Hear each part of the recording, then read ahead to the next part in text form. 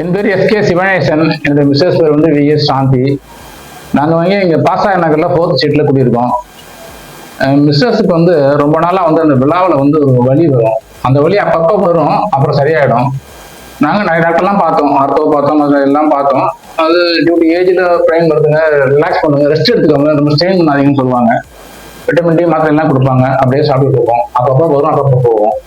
Of late இப்போ என்ன ஆச்சு, ரொம்ப சிவியரா பெயின் வர ஆரம்பிச்சிருக்கு. ஒரு 20 years கழிச்சு இப்போ சமாளிக்கவே முடியல, கண்டினியூஸா பெயின். நாங்களும் இப்போ ஃபேமஸ் ஹாஸ்பிட்டல்லாம் போனோம், எம்ஆர்ஐ ஸ்கேன் எடுத்து பார்த்தோம். அந்த ஒரு நரம்பு வந்து இது அழுத்தப்படுது, ஆனால் அது நார்மல் கேப்பை விட கொஞ்சம் அதிகமாக தான் இருக்குது, மினிமம் கேப்புக்கு வரல, ஆனாலும் வந்து சர்ஜரி தான் பண்ணணுன்ற மாதிரி சொன்னாங்க. சர்ஜரி வந்து ஸ்பேனல்ல எங்களுக்கு பண்றதுக்கு வந்து விருப்பமே இல்லை. அதில் போய் பண்றதுக்கு சர்ஜரி பண்ணாலும் அது தீர்வுன்னு நாங்கள் நினைக்கல. செகண்ட் ஒப்பீனியன் கேட்டோம். அப்புறம் எங்கள் சக்தி சினிமாசாலையில வீட்டுக்கு பக்கத்துலேயே வந்து ஹோலிஸ்டிக் பிசிக்கல் ரெக்கவரி சென்டர் வச்சு அது வந்து பார்த்து வந்தோம். 1 மாசம் ஆச்சு, 2 மாசம் ஆச்சு.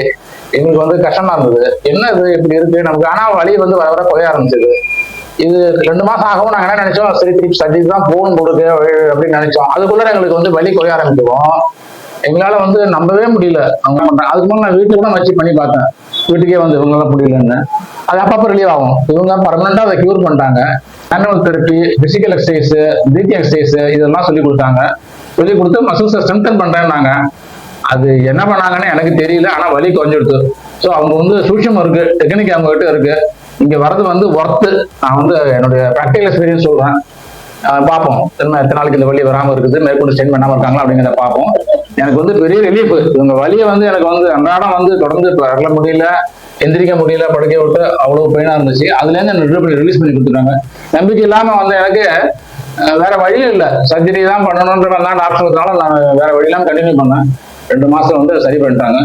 அப்புறம் வீட்லயே நீங்க எக்ஸசைஸ் எல்லாம் பண்ணலான்ற மாதிரி சொன்னாங்க. இப்போ வந்து வலி இல்லைங்கிறது எனக்கு பெரிய சந்தோஷமா இருக்கு. அதனால வந்து நான் வீட்டுல சந்தோஷமா இருக்காங்க. வலி வந்து உணரலை. நன்றி, மிக்க நன்றி.